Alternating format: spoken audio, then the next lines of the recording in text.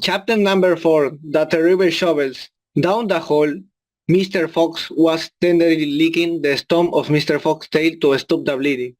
It was the finest tail for miles around, she said between licks. It hurt, sighed Mr. Fox. I know it does, sweet hairs, but I'll soon get better, and it will soon grow again, that said one of the small foxes. It will never grow again, sighed Mr. Fox. I shall be tailless for the rest of my life. He looked very glum. There was no food for the foxes that night, and soon the children dozed off. Then Mr. Fox dozed off, but Mr. Fox couldn't sleep because of the pain in the stump of his tail. Well, he thought, I suppose I'm lucky to be alive at all, and no tail found or roll. We're going to have to move out as soon as possible. We'll never get any peace if we... What was that? He turned his head sharply and listened.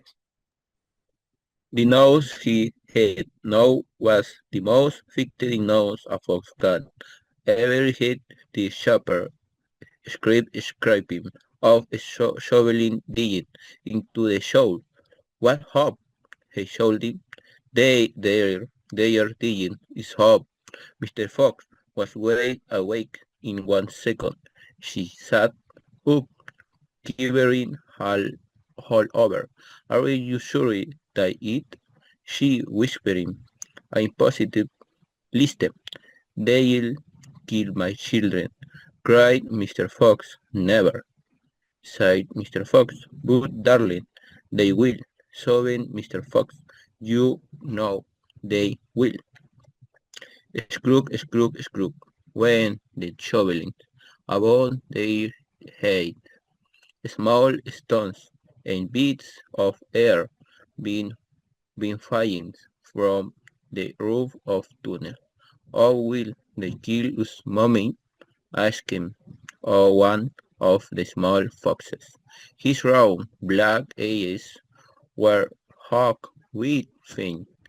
Will their big dogs? Big dogs. He sighed. Mr. Fox began to cry. She hated her 4 children, close to her and held them tight.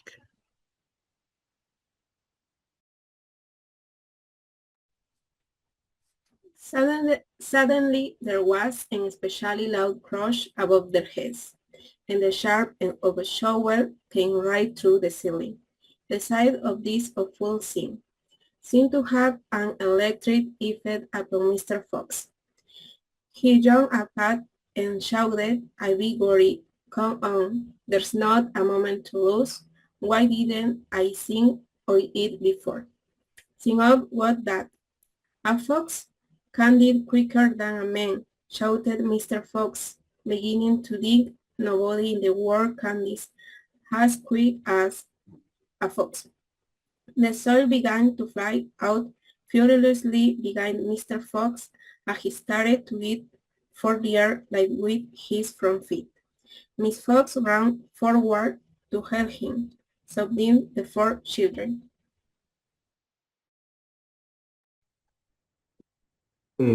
Go downstairs, ordered Mr. Fox. We'll go to go as deep as we possibly can. The tunnel began to grow longer and longer. It sloped steeply downward.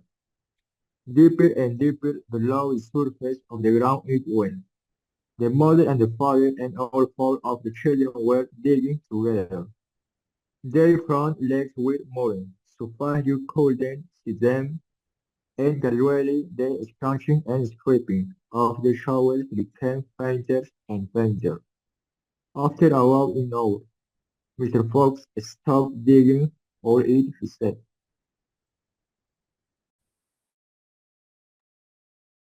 They all stopped. They turned and looked back up the long tunnel. They had always look, always quiet. Phil, sighed Mr. Fox. I think we've done it. They never get as deep as this. Well done, everyone. They all sat down, panting for breath, and Mr. Fox said to her children, I should like you to know what is once for your father. We should all be dead by now. Your father is a fantastic fox. Mr. Fox looked at his wife and she smiled. He loved her more than ever when she said things like that. Chapter number 5. The Terrible Tractors. As the sun rose the next morning, Bogies and Bones and Bean were still digging. They had dug a hole so deep you could have put a house into it. But they had not yet come to the end of the box tunnels. They were all very tired and cross. Dung and blood, said Boogies. Whose rotten idea was this? Bean's idea, said Bones. Boogies and Buns both stared at Bean. Bean took another swig of cider, then put the flask back into his pocket without offering it to the others. Listen, he said angrily. I want a fox. I'm going to get that fox. I'm not giving it in. I strung him over my front porch dead as a dumpling. We can't hear him be digging. That is for sure, sighed the fat boys. A bit had enough of diggings. Bones did delightly pop belling, Darf, looking up at Bean and sighed. Had you got any more stupid ideas? Them what? Said Bean. I can't help you. Bean never took a bath. He never even washed them. As the result is air holes were clogged in all kinds of much and wats and bits of chewing gum and dead fillings and stuff like that. This made him deaf speak louder. He said to Bones, and Bones shouting back, "Go any more stupid ideas." Bean rubbing the back of his neck with a dirty finger.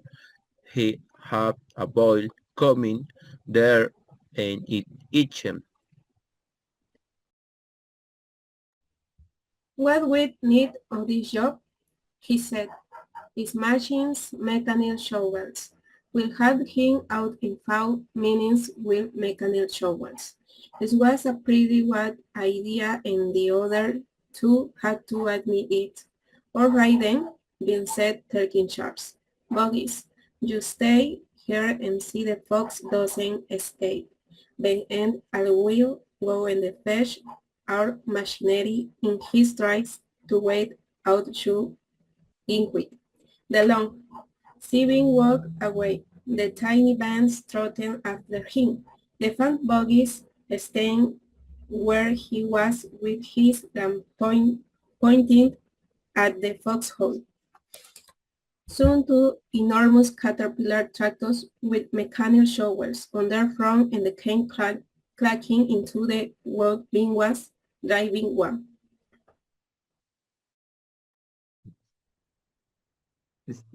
Buns the other. The merchants were both black. They were murderers. Brother-looking monsters. Here we go then, shouted Bean. That's the fox, shouted Buns. The merchant went to work, biting huge mouthfuls of celery out of the field. The big tree under which Mr. Fox had dug his hole in the first place was toppled like a matchstick. On all sides, rocks were seen flying, and trees were falling, and the noise was deafening. Down in the tunnel, the foxes crouched listening to the dead world singing and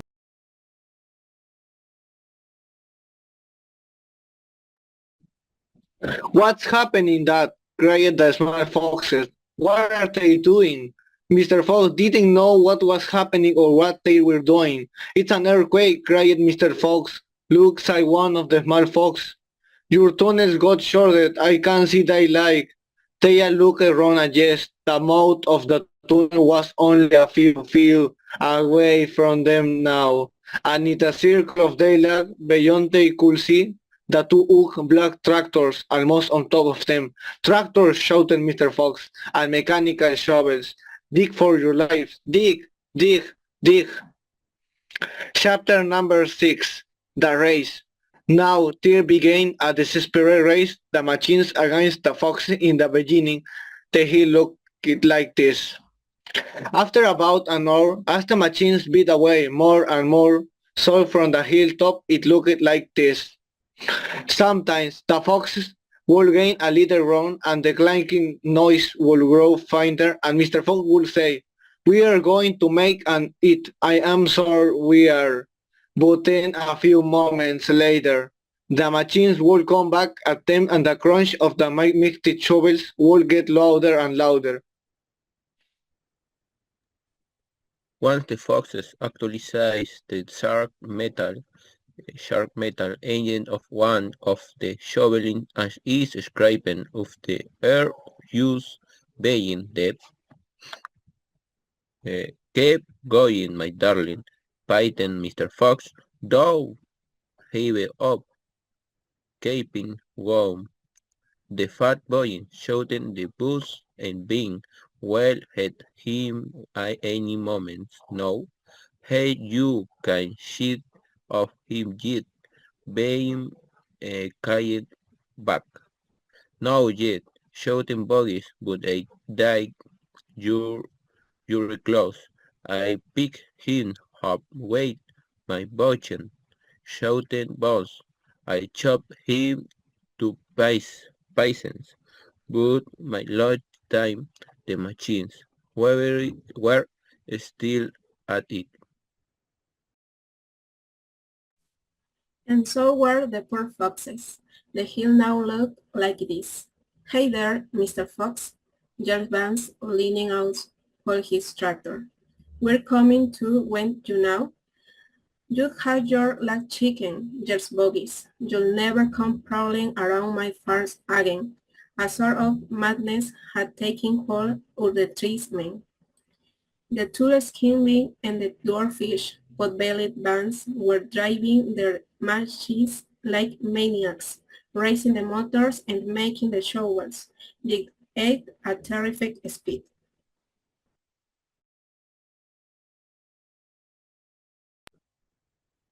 The fat Burgess was whooping about like a dervish and shouting, "Faster, faster." By 5 o'clock in the afternoon, this is what had happened to the crew. The hole the machines had dug was like the crater of a volcano. It was such an extraordinary sight that crowds of people came rushing out from the sunken village to have a look. They stood on the edge of the crater and stared down at Boris and Vance and grinned. "Hey there, Boris, what's going on? We're after a fox. You must be mad." The people heard and laughed, but this only made the three farmers more furious and more obstinate and more determined than ever. No heat up until they had caught the fox.